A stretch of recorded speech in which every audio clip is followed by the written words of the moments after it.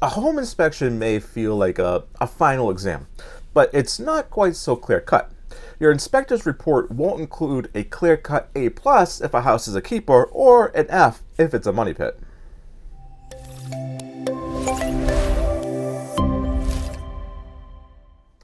Hey everyone, it's your favorite local realtor, Adam Brunelle.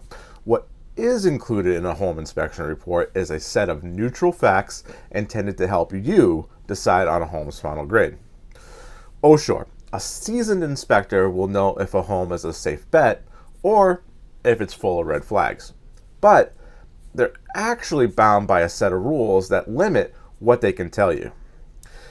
Here's what they can't say. Number one, whether they would buy this house. Here's the big one. Many buyers think an inspector will give them a thumbs up or a thumbs down, but they can't. Giving real estate advice violates the International Association of Certified Home Inspectors Code of Ethics. Some clues to look for: count up your issues. The average inspection turns up around 20. If there are more than 30 items, you may have a bad house. If there are fewer than 10 items on the list, you may have a bad inspector. The bottom line is that every house and buyer are unique, and what inspection results one person is fine with, another may not be. Confer with your agent once you have the report. Number two, if it has termites, rats, or mold. Yikes, you might assume that this trio of home wreckers would be part of every house inspection checklist, but your inspector isn't licensed to look at them. Some clues to look for: inspectors can note that those sagging floors are evidence of termites, or that the shredded insulation is evidence of rats, or even the black stuff on the walls is evidence of fungal growth. To turn evidence into proof, you're gonna need a specialist for a follow-up inspection.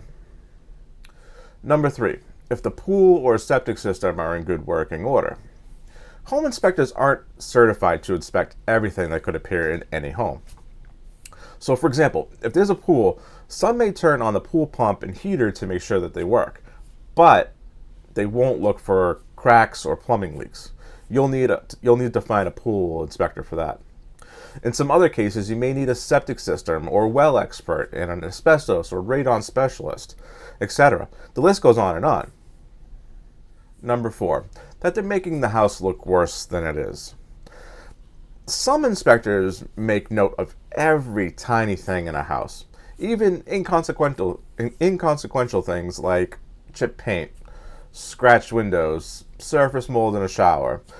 These folks are sometimes known as deal killers. Clues to look out for: if your inspector's report is pages long and full of items that won't hurt the value of the home, it's probably not a big deal. Sit down with your agent and go through the report to determine which, if any, issues could affect your offer. Number five, if that outlet behind the couch actually works. An inspector can only check what they can see without moving anything. This means that foundation could be cracked behind the wood paneling in the basement, or the electrical outlet behind the sofa might not be working.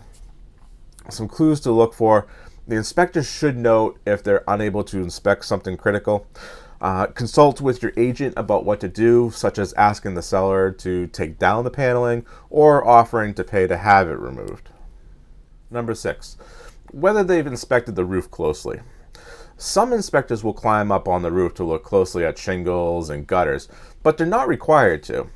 If it's raining or icy, or the roof is steep or more than 2 stories high, they can stay on the ground and report what they can see from there.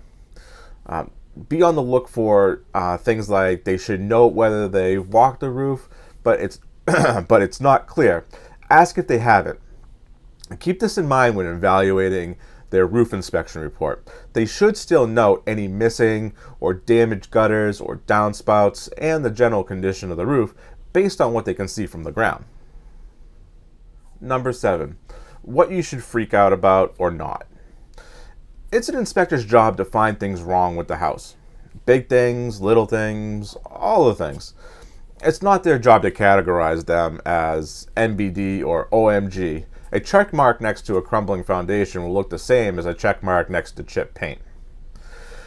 few things you may find on an inspection report that aren't really a big deal are condensation in a basement or crawl space, early signs of wood rot on trim, cracks in bricks from the house settling, faux stone siding that's been improperly installed, and radon levels below 4 PCIL. These items, however, could trip your freak out response if you're not prepared to address them.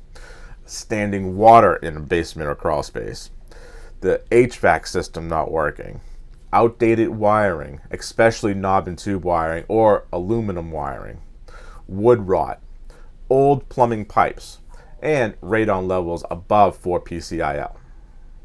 Number 8. Who they'd recommend to fix it and how much will it cost? Your inspector may seem like the perfect source of insider info on repairing issues they see all the time, but the opposite is actually true. You don't want your inspector to make financial decisions based on their report. Think about it.